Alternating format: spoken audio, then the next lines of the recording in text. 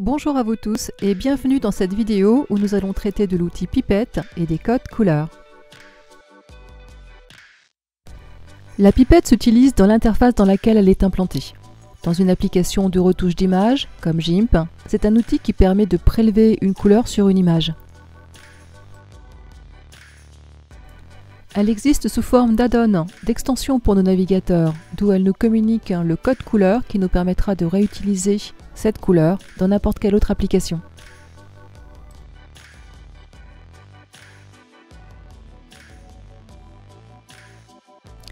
Elle existe également dans un grand nombre d'applications bureautiques, telles que PowerPoint, directement dans un outil de type remplissage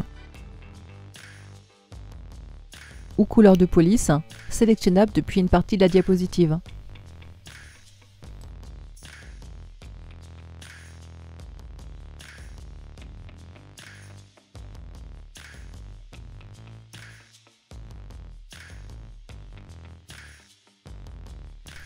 Certaines applications comme Photoshop ou GIMP possèdent une pipette optimisée qui permet de prélever une couleur sur n'importe quelle partie de l'écran ou de vos écrans hors de l'application.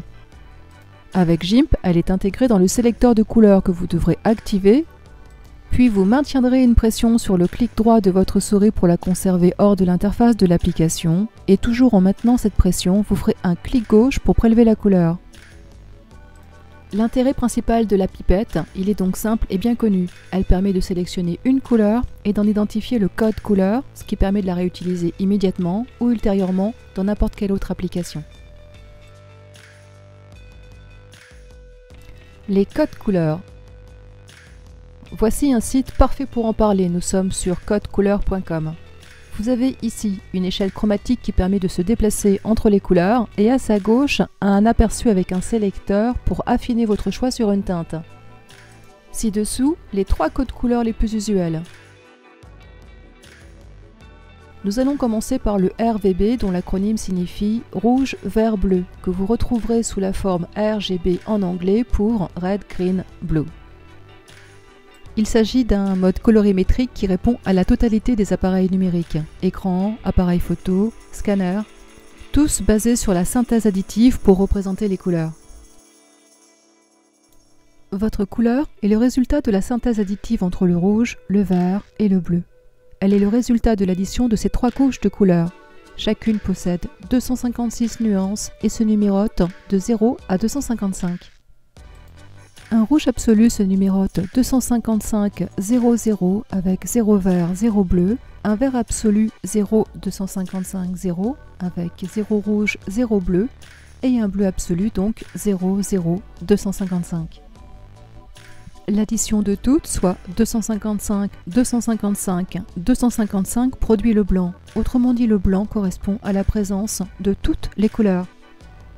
A l'inverse, 0 0 0 produit le noir, autrement dit le noir est le résultat de l'absence totale de couleurs. Démonstration. Vous voyez sous GIMP, ici, les 3 couleurs telles qu'utilisées dans l'image.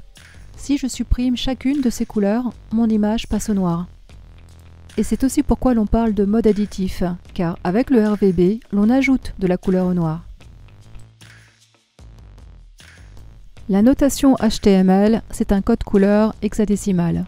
Il est composé de 3 parties de 2 caractères qui vont de 00 à FF. En général, il est précédé par le symbole dièse. Il équivaut au RVB, car il répond lui aussi aux appareils numériques et à la synthèse additive entre le rouge, le vert et le bleu. Son système de notation lui permet de présenter une gamme de teintes tout aussi étendue que le RVB. Les lettres viennent prendre la relève des chiffres. Exemple, le 9 de 19, avant de passer à 20, va devenir A, puis B, jusque F, avant de passer à 20. Et lorsque vous êtes à 99, le 9 de 90 devient A, A0, A1, jusque A9, puis AA, jusque AF, pour enfin passer à B0, etc. Vous avez compris. Pour terminer, un mot sur la notation CMJN.